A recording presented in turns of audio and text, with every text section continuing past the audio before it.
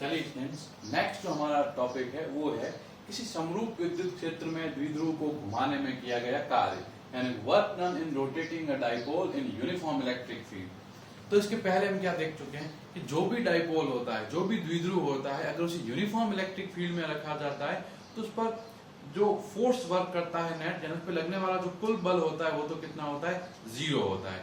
लेकिन उसके ऊपर एक टॉर्क यानी कि एक बलाघूर्ण कार्य करता है। ठीक है, यहाँ देखिए क्या है, ऐसी स्थिति होती है हमारे पास, ये हमारा पास क्या है, हमारा समरूप यानी कि यूनिफॉर्म इलेक्ट्रिक फील्ड है।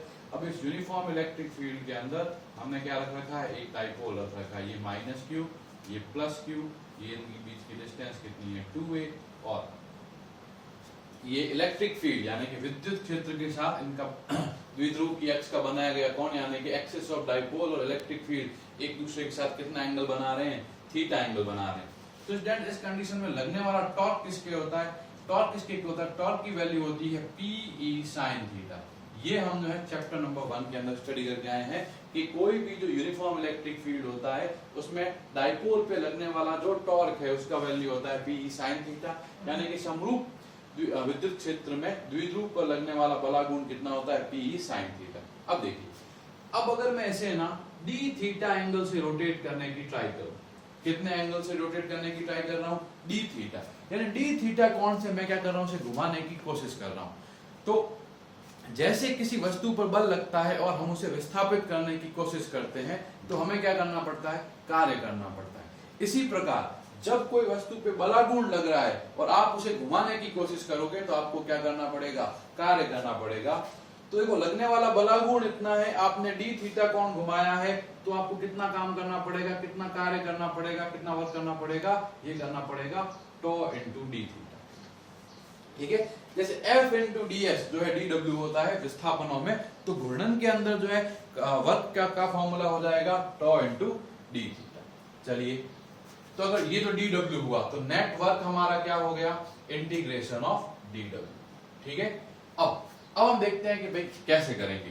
तो देखिए, हमें ये पता है कि हमारा जो इनिशियल एंगल यानी कि प्रारंभ में हमारा जो कोण है, या देखो इनिशियली जो है ना हमारा ये θ1 एंगल पर है, यानी कि प्रारंभ में ये कौन से कोण पर है, θ1 कोण पर है। ये मेरा क्या हो गया, प्रारंभिक कोण हो गया, यानी कि इनिशियल एंगल हो गया। अब जैसे θ1 पे था, अब मैं इसको रोटेट करके कितने एंगल पे ले जा रहा हूं, इनिशियली θ1 पे था और फाइनली मैं इसको कहां ले जा रहा हूं, θ2 पे ले जा रहा हूं। समझ में आ गया। अपन इसको घूर्णन करा रहे हैं, अपन इसको रोटेट करवा रहे हैं, इनिशियल एंगल θ1 है और फाइनल एंगल कितना है, θ2। ये क्यों नहीं है, ये थीटा है। ठीक है, तो देखो अगर हम इसको नेट वर्क कैलकुलेट करना होगा तो हमारा इनिशियल एंगल कितना है, θ1, और फाइनल एंगल कितना है, θ2। और इसके साथ ही हम क्या कर देंगे, इसको टॉ इंटू d थीटा को समाकलन कर देंगे। ठीक है, अब w क्या आया, इंटीग्रेशन, यहाँ θ1, यहाँ पे क्या है θ2, ये क्या है Pe sin थीटा, और ये क्या हो गया d थीटा, क्योंकि टॉ की वैल्यू डाल दी, फिर थीटा की वैल्यू डाल दी। फिर देखिए ये हमारा क्या है, θ1 से लेके θ2। देखिए Pe तो बाहर आ गया समाकलन के। अब क्वेश्चन ऐसा बाहर क्यों आया, क्योंकि P तो है इसका द्विध्रुव आघूर्ण यानी कि डाइपोल मोमेंट, और E क्या है, इलेक्ट्रिक फील्ड। इलेक्ट्रिक फील्ड मेरा क्या है, यूनिफॉर्म है। तो ये दोनों चीजें कांस्टेंट है, क्या आ गई, इंटीग्रेशन के बाहर आ गई, और ये यहाँ पे हमारा क्या हो गया, sin थीटा d थीटा। अब क्वेश्चन है कि sin थीटा का समाकलन क्या होगा। तो sin थीटा का समाकलन आपको स्टार्टिंग में जब 11th क्लास पढ़ते हैं तब याद करवाया जाता है। sin थीटा का जो समाकलन यानी कि इंटीग्रेशन होता है, यानी कि इंटीग्रेशन में जो sin थीटा होता है वो होता है माइनस cos थीटा। किसके इक्वल होता है, माइनस का cos थीटा। देन w क्या आ गया, ये आ गया हमारा Pe, फिर ये हमारा क्या हुआ, minus cos theta. Initial value क्या है इसकी, θ1, और फाइनल वैल्यू इसकी क्या है, θ2। क्लियर। ठीक है, अब बस पुट कर दीजिए, कुछ नहीं करना। तो w क्या आया, Pe। ठीक है, माइनस कॉमन ले लीजिए, पहले क्या पुट करेंगे, θ2, तो cos θ2 थीटा की जगह माइनस ये क्या हो जाएगा, cos θ1। ठीक है, अब आप इसे अंदर भेज दीजिए, w की वैल्यू क्या आई, Pe, अंदर जाएगा, ये माइनस का हो जाएगा, ये प्लस का हो जाएगा, तो ये क्या हो गया, cos θ1 माइनस cos θ।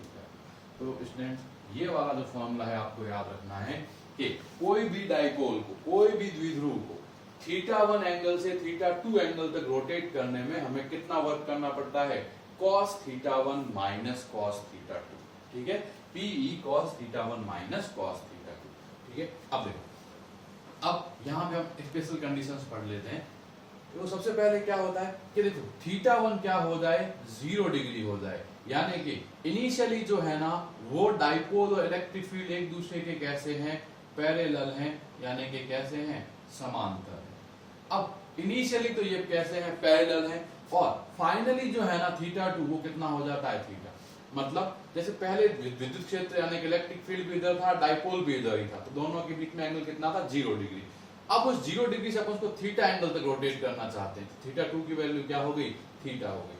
तो वो बताइए अपना W का फॉर्मूला क्या आ जाएगा, ये हो जाएगा PE अब cos, इनिशियल वैल्यू क्या है मेरी 0 डिग्री माइनस फाइनल वैल्यू क्या है cos थीटा, यानी W का वैल्यू क्या आ गया, PE ये हुआ 1 माइनस cos थीटा, ठीक है। तो ये हमारे क्या हो गई, वर्क की कैलकुलेशन हो गई कि जब आप समांतर यानी कि पैरेलल सिचुएशन से कोई पर्टिकुलर एंगल थीटा तक आप इसे क्या करते हो, रोटेट करते हो। तो ये चीज क्लियर हुई यहाँ तक हमारी कि किस तरह से हम जो है वर्क किया जाता है इसको पैरेलल से कोई भी पर्टिकुलर एंगल थीटा तक रोटेट करने के अंदर। अब आप ये वाला क्वेश्चन जो है, ये वाला पार्ट आप खुद से सॉल्व करो कि ये वाला पार्ट क्या है, कि अगर आपको बोला जाए कि इसे परपेंडिकुलर यानी कि लंबवत दिशा तक घुमाया जाए, तो उसका मतलब है कि थीटा का वैल्यू क्या हो जाएगा, 90। फिर पूछा जाए कि एंटी पैरेलल यानी कि प्रति समांतर, तो स्टूडेंट जी प्रति समांतर क्या होता है, प्रति समांतर का मतलब होता है कि थीटा का वैल्यू क्या हो जाए, 180 डिग्री। तो परपेंडिकुलर तक अगर आप घुमाओगे तो थीटा की वैल्यू यहाँ 90 पुट कर दीजिए, एंटी पैरेलल तक घुमाओगे तो यहाँ थीटा की वैल्यू 180 पुट कर दीजिए। अब cos 90 और cos 180 की वैल्यूज तो आपको पता ही होती है, इनकी वैल्यू को पुट करिए और आपके पास क्या आ जाएगा, नेट आंसर आ जाएगा, ठीक है। तो ये हमारा क्या था कि किसी यूनिफॉर्म इलेक्ट्रिक फील्ड में डाइपोल को रोटेट करवाने के लिए हमें कितना वर्क करना पड़ता है। अब नेक्स्ट अभी भी हम जो देख रहे हैं वो यही देख रहे हैं डाइपोल के बारे में, लेकिन हम ये देख रहे हैं कि डाइपोल की जो है पोटेंशियल एनर्जी यानी कि स्थितिज ऊर्जा कितनी होगी जब इसे हम क्या करेंगे, किसी यूनिफॉर्म इलेक्ट्रिक फील्ड में रखेंगे, ठीक है। तो देखो क्या है, अब ये इस तरह से हमारा एक डाइपोल है, ठीक है। ये जो हमारा नेक्स्ट जो टॉपिक है ये है पोटेंशियल एनर्जी ऑफ डाइपोल, ठीक है। ये हमारा क्या है, पोटेंशियल एनर्जी ऑफ डाइपोल यानी कि द्विध्रुव की स्थितिज ऊर्जा, ठीक है। अब ये हमारी क्या है, द्विध्रुव की स्थितिज ऊर्जा यानी कि पोटेंशियल ऑफ डाइपोल, और ऑब्वियस बात है इसकी हम बात कहां कर रहे हैं, यूनिफॉर्म इलेक्ट्रिक फील्ड यानी कि समरूप विद्युत क्षेत्र में बात कर रहे हैं कि भाई यूनिफॉर्म इलेक्ट्रिक फील्ड के अंदर यानी कि समरूप विद्युत क्षेत्र में डाइपोल की पोटेंशियल एनर्जी कितनी होती है, ठीक है। तो देखिए कैसे कैलकुलेट करेंगे। अब देखो क्या हमारा डाइपोल कैसा है, हमारा डाइपोल जो है ना वो इस तरह से, ये हमारा इलेक्ट्रिक फील्ड है और इलेक्ट्रिक फील्ड के साथ ये माइनस क्यू, ये प्लस क्यू, इन दोनों के बीच की डिस्टेंस है 2a और ये यहाँ से थीटा एंगल पर है, ठीक है। अब क्वेश्चन है कि क्या ये डाइपोल सीधा ही ऐसे आके बैठ गया, नहीं ऐसे नहीं होगा। पहले हमारे पास क्या है, एक यूनिफॉर्म इलेक्ट्रिक फील्ड है, तो पहले स्टेप में हम क्या करेंगे, देखो ये वाला काम 2 स्टेप में होगा। सबसे पहला स्टेप क्या होगा, सबसे पहले स्टेप में हम क्या करेंगे कि ये जो ई इलेक्ट्रिक फील्ड है, इस ई इलेक्ट्रिक फील्ड के अंदर इनफाइनाइट यानी कि अनंत से, गौर से सुनना, सबसे पहले हम क्या करेंगे, इनफाइनाइट यानी कि अनंत से एक द्विध्रुव को इस इलेक्ट्रिक फील्ड के पैरेलल, इस इलेक्ट्रिक फील्ड के पैरेलल क्या करेंगे, फोर्स लगाते हुए यहां लाके स्थापित करेंगे। सबसे पहले हम क्या करेंगे कि जो ये डाइपोल होगा इसको इलेक्ट्रिक फील्ड के पैरेलल हम मूव करवाते हुए यहां लाके क्या करेंगे, एस्टेब्लिश करेंगे। देखो जब आप इसे एस्टेब्लिश करोगे ना तो ये कुछ ऐसा होगा, ये माइनस क्यू इधर आ जाएगा, ये प्लस क्यू इधर आ जाएगा और इनके बीच की डिस्टेंस कितनी हो जाएगी, 2 हो जाएगी, ठीक है। जैसे देखो ये हमारा डाइपोल है, ये प्लस क्यू, ये माइनस क्यू, ये एकदम इनफाइनाइट पर है, इलेक्ट्रिक फील्ड मेरा यहाँ पर है, तो मैं इसको इस तरह से पैरेलल मूव करते हुए यहाँ तक लाऊंगा, ठीक है। अब स्टूडेंट्स क्वेश्चन है कि इस कंडीशन में कितना वर्क किया गया, तो सबसे पहले देखिए अपन, पहले हम ये देखते हैं कि फर्स्ट स्टेप कैसे पूरा हुआ। तो देखो स्टूडेंट इस कंडीशन में कितना वर्क किया गया, तो देखो सबसे पहले क्या होगा कि सब देखो जब आप इसको ऐसे रोटेट, देखो जब आप इसे मूव करते हुए ला रहे हो, सबसे पहले क्या होगा कि भाई इस पॉइंट तक कौन आएगा, सबसे पहले इस पॉइंट तक कौन आएगा, माइनस क्यू, प्लस क्यू तो वहां पर है, अभी इधर ला रहे हैं तो माइनस क्यू पहले यहाँ आएगा, आया माइनस क्यू यहाँ पे। अब आप इसे क्या करोगे, पीछे ले जाओगे तो प्लस क्यू यहाँ पर आएगा। अब अगर हम ये गौर से देखें ना तो हमें ये पता चल रहा है कि देखो, जैसे अगर मैं आपको ये बोलूं कि ये कोई पर्टिकुलर पॉइंट है, इस पर्टिकुलर पॉइंट पर अगर आप प्लस क्यू को ला रहे हो तो 2 जूल वर्क करना पड़ रहा है। तो अगर ना इसी पॉइंट पर माइनस क्यू को लाओगे तो कितना वर्क करना पड़ेगा, -2 जूल, कोई फर्क नहीं पड़ेगा।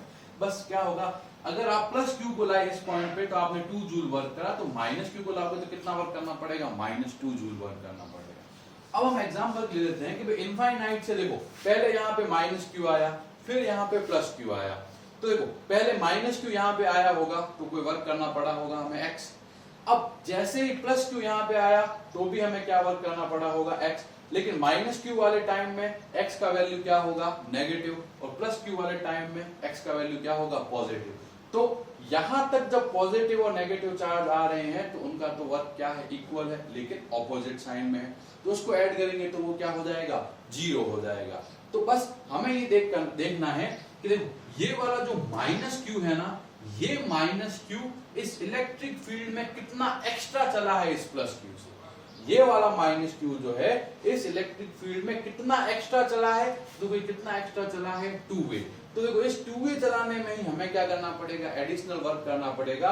यहां तक माइनस क्यू और प्लस क्यू को एक साथ जब हम ला रहे हैं, मतलब 1 बाय 1 ला रहे हैं, तो वो जो वर्क होगा वो ऐड होके क्या हो जाएगा, 0 हो जाएगा।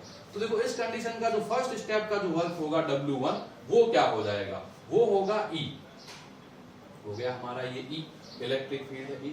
अब किस चार्ज को हम लाए हैं, माइनस क्यू, तो ये तो लगने वाला नेट फोर्स हो गया, ये हुआ हमारा लगने वाला net force, E into minus Q, और इसे हमने किससे मल्टीप्लाई कर दिया, 2a से, क्योंकि देखो ये हमें 2a एक्स्ट्रा चलाना पड़ेगा। माइनस क्यू को हम इलेक्ट्रिक फील्ड में कितना एक्स्ट्रा चला रहे हैं, 2a एक्स्ट्रा चला रहे हैं, यानी कि हमारा जो वर्क है W1, ये क्या आया, माइनस का E into Q into 2a, Q into 2a क्या हो गया, P हो गया, ये क्या आ गया, माइनस का P। ठीक है, यानी क्या हुआ कि इस तरह से जब आप डाइपोल को इनफाइनाइट से इस पोजीशन पे लाके प्लेस करोगे तो आपको जो नेट वर्क करना पड़ेगा ना, कुल कार्य करना पड़ेगा, वो किसके बराबर करना पड़ेगा, -PG के। लेकिन हमारा डाइपोल तो ऐसा नहीं है, हमारा डाइपोल तो क्या है, ऐसा। तो अब हम क्या करेंगे, सेकंड स्टेप में हम क्या करेंगे कि इस डाइपोल को, जो ये द्विध्रुव इस प्रकार से रखा हुआ है, इसको 0 डिग्री से थीटा एंगल तक रोटेट करेंगे। सेकंड स्टेप में हम क्या करेंगे, सेकंड स्टेप में हम ये करेंगे, जो हमारा डाइपोल इस तरफ रखा हुआ है, ठीक है, जो डाइपोल ऐसे रखा हुआ है उसको हम क्या, देखो जो पहला हमारा डाइपोल ऐसे रखा हुआ है, यानी देखो ये तो कौन सी स्थिति है, ये है हमारा 0 डिग्री वाली। अब हम क्या करेंगे, इसे इस तरफ रोटेट करेंगे थीटा एंगल से, समझ आया, इसे हम इस तरफ रोटेट करेंगे थीटा एंगल से, और हम देखेंगे कि इस कंडीशन में कितना वर्क करना पड़ेगा। तो स्टूडेंट्स ये तो अभी हमने देख लिया कि 0 डिग्री से थीटा डिग्री तक रोटेट करने में हमें कितना वर्क करना पड़ता है, PE1 माइनस cos।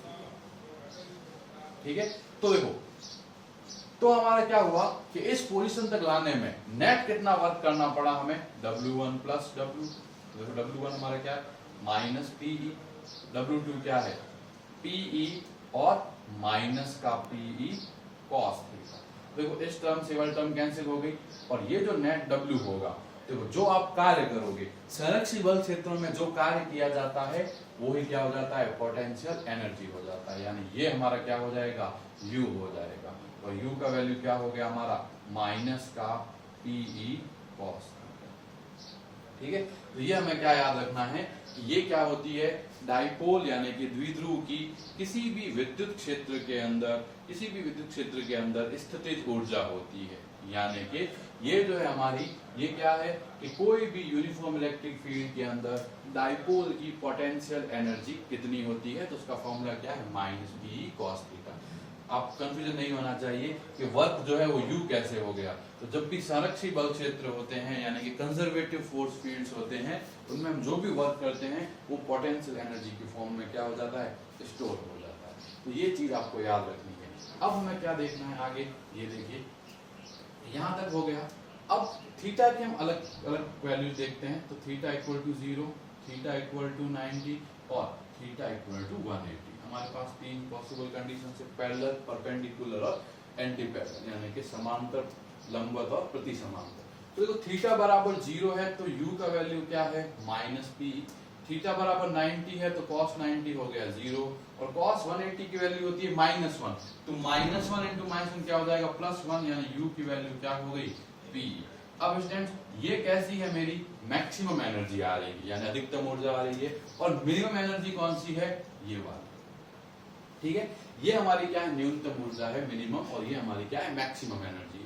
तो स्टूडेंट आप एक चीज याद रखेंगे, ये चीज क्या है कि जब भी पोटेंशियल एनर्जी यानी कि स्थितिज ऊर्जा न्यूनतम होती है तो ये चीज कहलाती है स्टेबल इक्विलिब्रियम। ये चीज हमारी कहलाती है स्टेबल इक्विलिब्रियम, यानी कि स्थायी साम्यावस्था। और जब भी हमारी पोटेंशियल एनर्जी मैक्सिमम होती है तो इसको हम कहते हैं अनस्टेबल इक्विलिब्रियम, यानी कि अस्थायी साम्यावस्था, ठीक है। तो अगर आप इन रिजल्ट्स को कंपेयर करो कि भाई थीटा बराबर 0 पर क्या आया, हमारा स्थायी साम्यावस्था आया, थीटा बराबर 180 डिग्री पे हमारा क्या आया, अस्थायी साम्यावस्था आया, यानी थीटा इक्वल टू 0 पे तो हमारा क्या है, स्टेबल इक्विलिब्रियम है, थीटा इक्वल टू 90 पे हमारा क्या है, अनस्टेबल इक्विलिब्रियम है। तो इस कंडीशन में स्टूडेंट्स आप अगर चैप्टर नंबर 1 के रिजल्ट से कंपेयर करोगे तो वहां पर भी यही रिजल्ट आ रखे हैं कि थीटा इक्वल टू 0 पर क्या है, स्टेबल इक्विलिब्रियम है, और थीटा इक्वल टू 180 पर क्या है, अनस्टेबल इक्विलिब्रियम है। इसी के साथ ये वाला जो हमारा चैप्टर है ये ओवर होता है। आप इसके न्यूमेरिकल्स करिए, आपको डाउट है आप ग्रुप में भेजिए, ताकि मैं नेक्स्ट 1-2 लेक्चर्स के अंदर जो भी आपको न्यूमेरिकल है उनमें मैं आपको डाउट क्लियर करवा दूँ, ठीक है। इसके आगे जो हम चैप्टर नंबर 4 जो है उसको स्टार्ट करेंगे।